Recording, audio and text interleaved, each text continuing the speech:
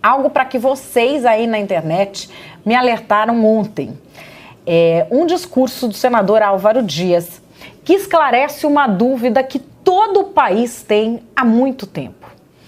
Por que a JBS conseguiu virar esse gigante internacional com o dinheiro do BNDES? E explico, a gente até entende o BNDES investir no crescimento das empresas nacionais. E todo esse esquema que foi feito, ok se o empréstimo fosse para coisas dentro do Brasil, mas e fora do Brasil? Ninguém estava entendendo que história é essa. Desde quando que o BNDES financia coisa para investimento no exterior, para gerar desenvolvimento econômico e social no exterior? Pois se descobriu desde o governo Lula, em 2007. O senador Álvaro Dias foi explicar em detalhes isso na tribuna do Senado. Vocês me mostraram esse discurso pela internet e eu vou trazer aqui na TV Antagonista. Foi por meio de um decreto, o decreto número 622, do dia 21 de dezembro de 2007, que o então presidente Lula modificou o inciso 2º do artigo 9º do Estatuto do BNDES, para permitir ao banco financiar a aquisição de ativos por empresas de capital nacional no exterior. Veja a sutil alteração promovida pelo presidente Lula. E agora nós conhecemos as consequências desta alteração. O decreto é o de número 4.418 e que altera o artigo 9º do Estatuto do BNDES, quando coloca: o BNDES poderá também, no parágrafo 2º, financiar a aquisição de ativos e investimentos realizados por empresas de capital nacional no exterior, desde que contribuam para o desenvolvimento econômico e social do país. Contribuem com o desenvolvimento social e econômico de que país? Porque é evidente que quando a JBS, com recursos do BNDES, comprou frigorífico nos Estados Unidos, estava contribuindo para o desenvolvimento econômico e social dos Estados Unidos e não do Brasil. É evidente que o Brasil só perdeu. Após essa mudança no Estatuto Social do BNDES, o governo federal aprofundou o processo de endividamento da União para direcionar mais dinheiro ao BNDES. Vamos repetir números que, incansavelmente, eu já repeti aqui diversas vezes. Foram 716 bilhões de reais, de 2008 a 2014, durante 6 anos, portanto, empréstimos da União ao BNDES, 716 bilhões de reais. Do FAT, PIS, PASEP e FGTS, 243 bilhões. E o restante do Tesouro Nacional.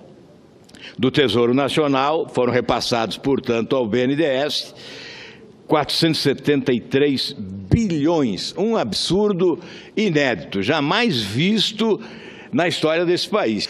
Portanto, os brasileiros pagarão 184 bilhões. Subsídio para a diferença entre uma taxa de juro paga pelo governo e a taxa de juro oferecida pelo governo aos empresários beneficiados nesse esquema de corrupção. Bom, esse dinheiro todo que foi dado a esses empresários, ele já estava disponível no BNDES? Ele já estava disponível no caixa do governo? Não. Agora você vai entender de onde veio o dinheiro que financiou aquelas empresas que eram aqueles modelos de grandes empresas brasileiras no exterior e quem vai pagar a conta. Quem vai pagar a conta você já desconfia, né? Mas vamos saber quanto é a conta, de onde veio o dinheiro e como que isso vai ser pago. Esse dinheiro não estava disponível no caixa do Tesouro Nacional.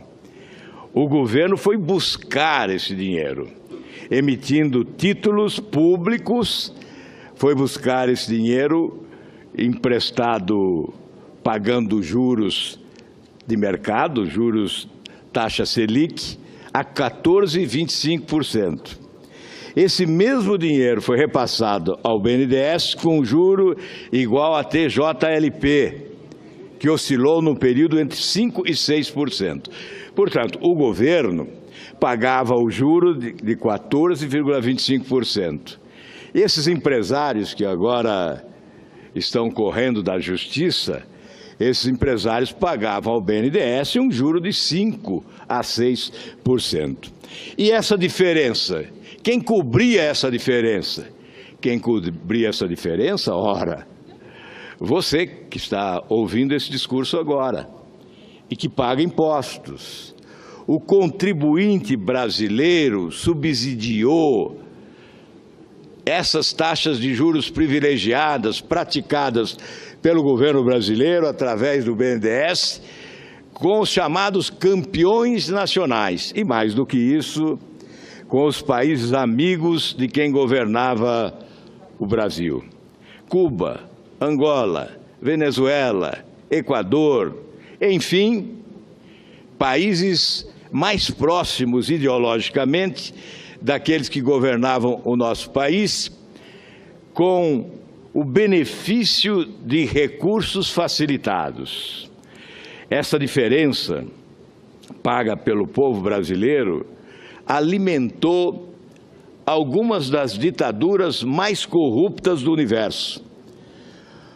Alguns ditadores tiveram sobrevivência graças a esses recursos que saíram dos cofres dos trabalhadores brasileiros, especialmente, através do FAT, do PIS/PASEP, do FGTS. Recursos pertencentes aos trabalhadores brasileiros foram repassados para alimentar as ditaduras sanguinárias de outros países, alimentando também a corrupção internacional.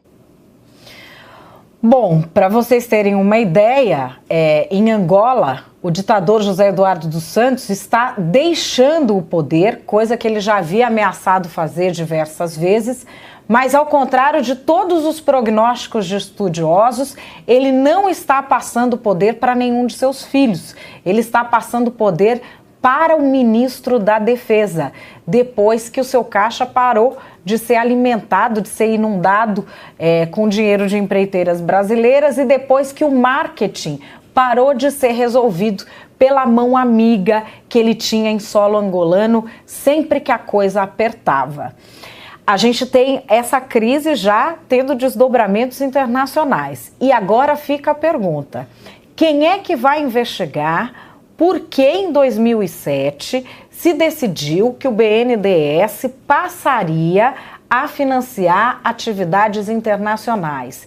Isso naquele momento era para o nosso bem? Era para o bem do Brasil? Pode ser que seja, mas é uma resposta que o Brasil espera.